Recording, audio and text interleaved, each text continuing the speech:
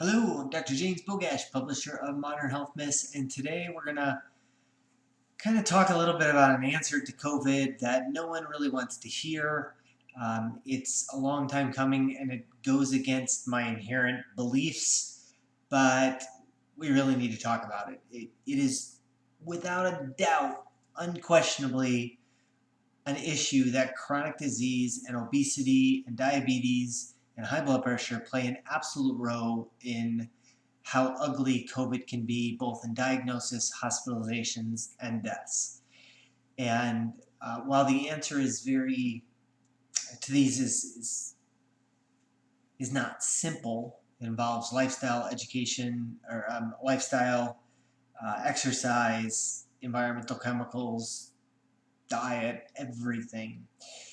There is a technique to manage obesity and diabetes that has been used around the globe in certain cities in the United States, as well as Mexico is probably one of the most recent ones that passed a sugar tax, essentially. I am not a big fan of sin taxes, never have been, but at some point we have to realize the United States just sucks at taking care of ourselves. There's no other way to put it. We refuse to admit or even discuss that our chronic health conditions are playing a role in COVID. If we could snap our fingers and get rid of obesity, diabetes, high blood pressure, COVID would barely be a blip on the radar screen of a local news station. Instead, it's shut down and destroyed life as we know it for a lot of people. And we need to do something as a society. Less than 12% of the population generally is considered healthy of the US. That's just, you can talk about how awful we are and we're a bad example of the rest of the world as our cases of COVID. That is what we should be upset about. The fact that we suck when it comes to chronic disease and being healthy. Nobody cares. Nobody seems to talk about that. And yet that's the real issue here. You can't compare us to other countries because we're the sickest of the developed nations on the planet.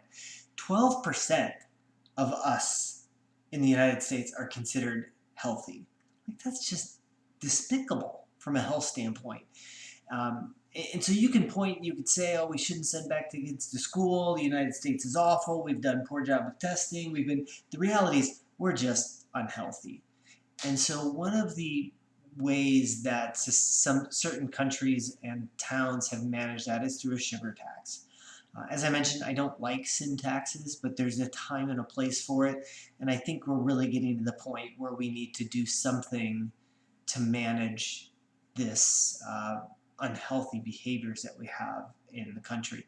So the concept of a sin tax or a sugar tax is that a couple different ways we can go about it. We can tax the volume. So if something is a liter, we would tax that liter and a certain amount of tax per liter. You can look at graded content. So if you have a low sugar soda versus a high sugar soda, the high sugar soda will get taxed higher.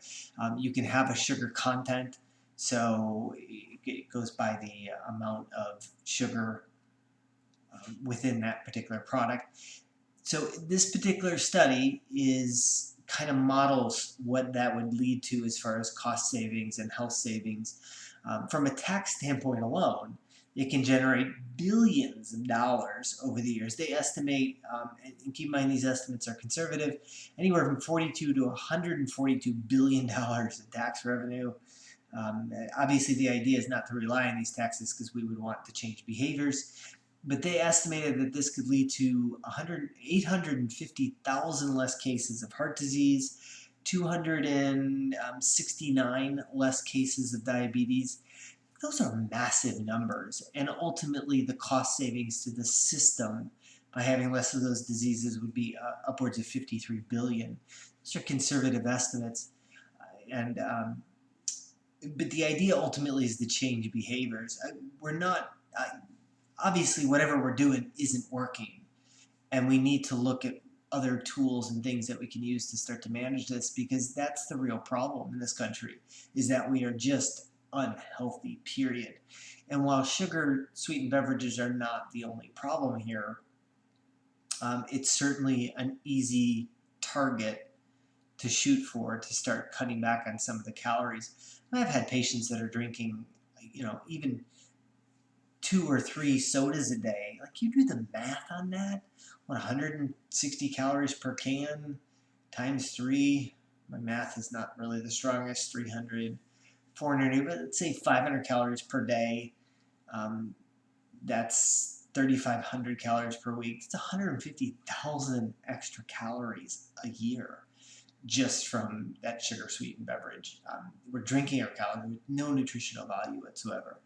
So again, I'm not a fan of sin taxes, but something needs to be done to stem our country's serious mismanagement of our health. If we can't do it ourselves, maybe we need to bring in the government to manage that.